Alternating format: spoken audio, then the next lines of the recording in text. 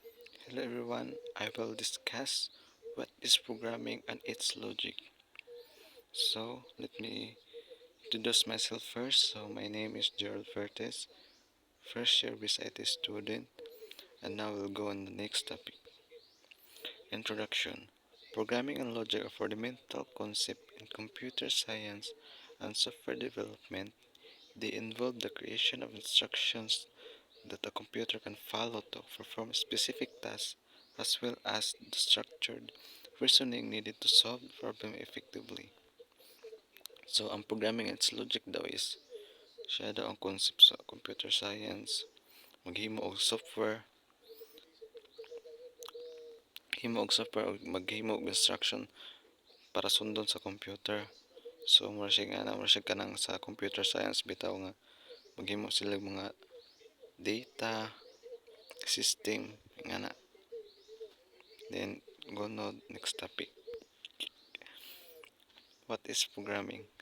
Programming is the process of writing, testing, and maintaining codes that instruct computers to perform a specific task. So, ang programming daw is siya mo sulat sa codes, siya mo maintain, testing,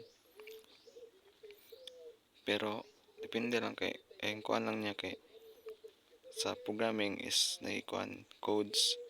So, ang computer ay makasabot.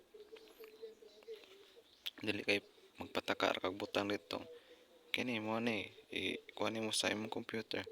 Dili na pwedeng ana na specific code nga para mugana ang computer na mga syntax, algorithms para mugana imong program. So, go to next topic. Key aspects of programming.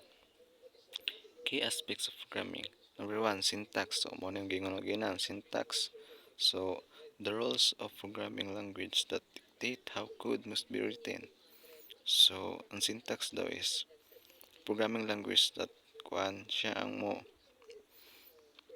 dictate sa code. Kibali bara siya o kanin structure ata. Structured programming language how to code be written. Okay. Kibali mo siya o kanang pattern bitaw. Ay nga nasunod nga syntax ba? Pattern para paghimo sa codes. Nga na syntax tawag ana. And next, nara example sa syntax. Kuha number 1 is if og else statements. So if age is greater than 19, so magawa siya is kuan you are an adult. So kung dili ka 19, you are minor. So next is for loops. Kani for n range of 5 print I. So sa explain sana ko sa number 1 og ang explain ako number 1 ang if else statements. So mura siya kanang conditional bitaw. So kung maingon ka og imong kung maingon ka og molapas na imong edad sa 18, so i-print na niya ang kuan you are an adult. Kung else kung dili ka kuan kung dili ka molapas sa 18, so minor pa ka. So ingana ang kuan if og else statement kay conditional ba na condition. Then next is for loop. Ang for loop is kanang ginabalik-balik lang siya ba looping. So mo stop ra siya kung unsa imong gi-instruct dito kung ano sa siya mo stop. So diri for I in range 5.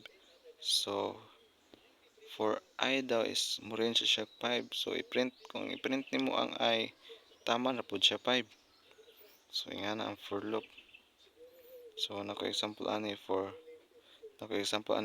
I in range of 100 print hello world. So mo print po siya hello world pero 100 kabuok siya, 100 kabuok hello world. So ingana ang for loop.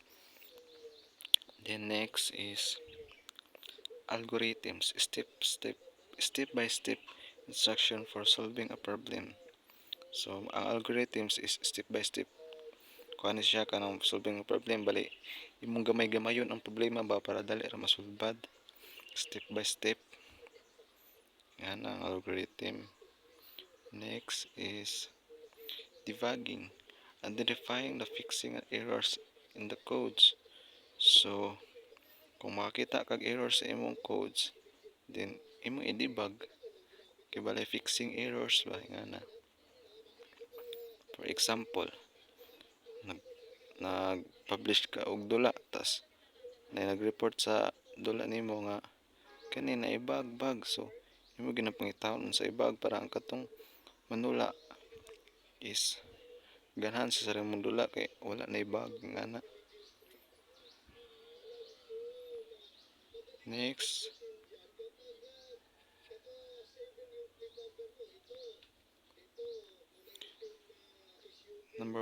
next is what is logic? Logic is the foundation of problem solving.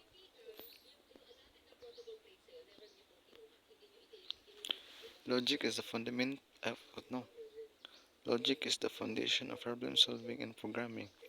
It involves reasoning to determine the step needed to solve a problem efficiently and effectively.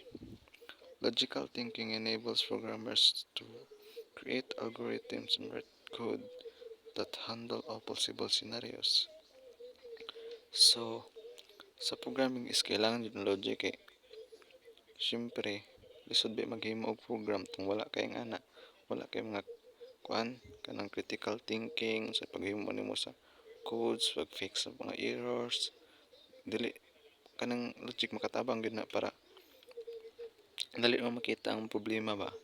Na, for example, na problema sa imong kuan tas dali mo ma-detect nga si problema ba kasi naman ka.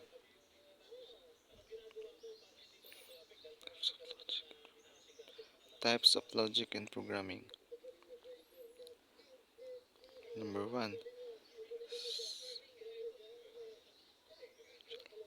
one, sequential logic. Tasks are executed by step in specific order. A sequential logic is kibali step by step nga kuan ba pa-execute sa kuan sa imong kuan order. So for example kani nga step 1 imo na yung paghumana na imo na execute another na pod nga step 2 execute na pod nga na step by step nga execute na pag order sa specific order.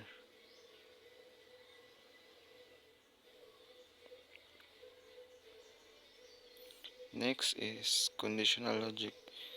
Decisions are made based on certain condition. So mo na gina itong conditional itong if or else statement. Ayan, marag na ko example anay kaning for example,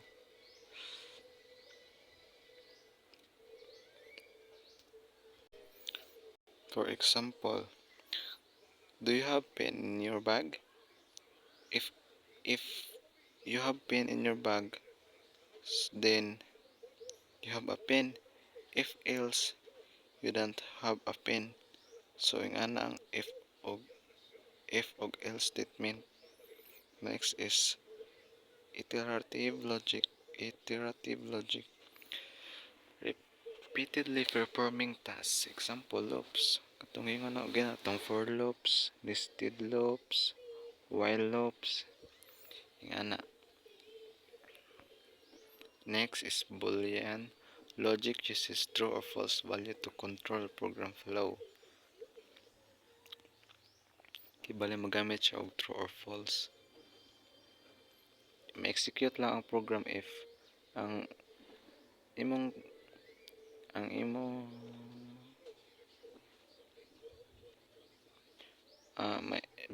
ma-execute lang ang program if ang statement is ma-true ra siya, mo-true ang value. So if false dili siya ma-execute. Next is important of programming and logic. Number 1, problem solving. Develop structured approach to tackle complex problems. So mo na yung mga important sa kuan programming and logic. Ayang number one is problem solving. So mo tong yung kaginadali ra makasolve sa problema kung kaanin nila. Number two, automation reduces human effort by automating repetitive tasks. So mo na example natong for loops, mga loops dahil loops dali ra ma kuan mong kuan ang dali ra ma execute imong gibuhat nga task kaya na may loops. Next, number three is efficiency. Optimize the use of resources such as time and computing power. So, malisin po na imong kuan, imong paggamit sa mga resource kay imo ra maiswat ang codes. So, mo kuan mo lihok na pag imot na execute, mabuhat naman ito siya. Number four is innovation. Facilitate and develop of new technologies and solutions. So, gina gina gina evolve gid ang kuan technology and tas develop sa og mga new codes, new way para solve sa problem. Then thank you.